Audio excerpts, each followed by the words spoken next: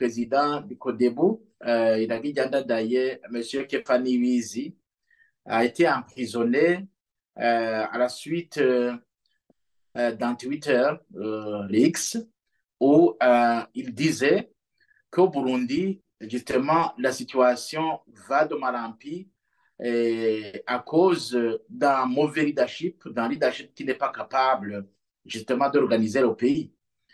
En grosso modo, c'est cela. Mais il a été interpellé au niveau de la justice où il vient d'être accusé de chercher à déstabiliser les institutions, le pays. Donc, je crois que c'est un abus de pouvoir. Ça, c'est un abus de pouvoir. Justement, parce que un responsable d'un parti politique ne peut pas s'exprimer ainsi et être jeté en prison. Si l'on doit s'exprimer ainsi, être jeté en prison, pourquoi accepter le multipartisme? Le multipartisme, c'est justement euh, une rencontre où des partis politiques, des idées politiques doivent se rencontrer dans un pays et discuter et se tolérer. C'est ça, en fait, l'attribut de la démocratie. Les idées doivent se tolérer dans le pays et discuter avec le peuple pour que le meilleur gagne.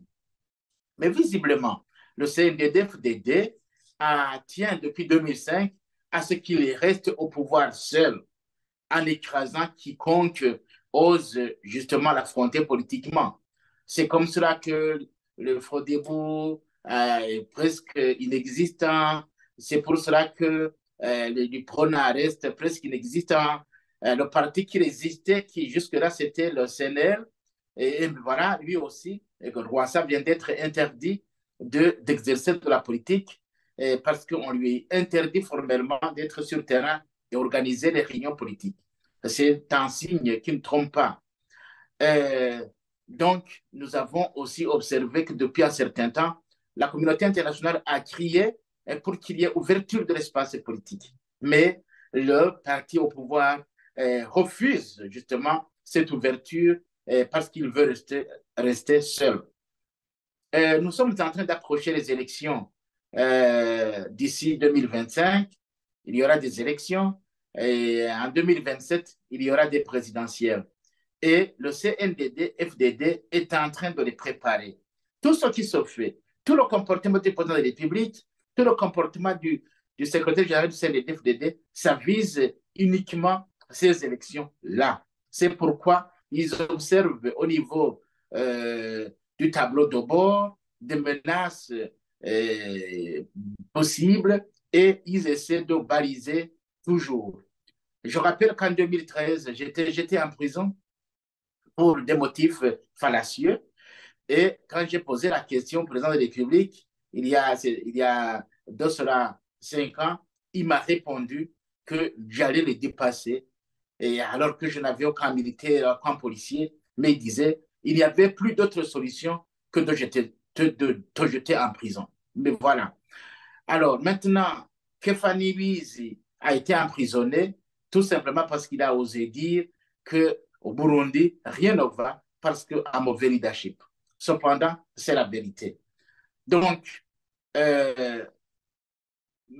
Bouassa s'est vu refuser d'organiser ces meetings parce qu'ils craignent qu'ils puissent leur damer l'opinion. Ça, c'est un constat. Autrement dit, qu'ils disent qu'ils n'ont plus besoin des partis politiques. C'est plus clair.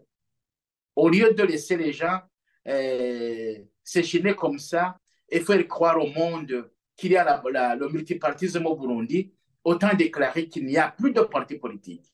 Parce qu'il semble à cet homme qui est allé en compétition, c'était la course à relais, et à un moment donné, il a vu qu'il avait quelqu'un qu'il avait dépassé, il a tiré sur lui. En fait, il avait un revolver sur lui. Peut-être que les organisateurs de ce jeu n'avaient pas constaté. Et puis, quand il a constaté qu'il a quelqu'un qui allait le dépasser, il a lancé la balle au genou et il est tombé par terre. Et voilà, il est arrivé seul et on l'a applaudi que c'est un homme, que c'est compétent. Voilà ce que le CNDD fait depuis 2005. Ils n'ont jamais gagné les élections ces gens-là, peut-être en 2005, mais d'autres élections ont été trichées. Et voilà, il continue à tricher, il continue à emprisonner les opposants, à empêcher les partis politiques de fonctionner et ne pouvons pas continuer à croire comme cela et laisser les bras croisés. Les Burundais doivent comprendre qu'il n'y a pas de multipartisme. Il devrait y avoir des actions pour refuser les élections.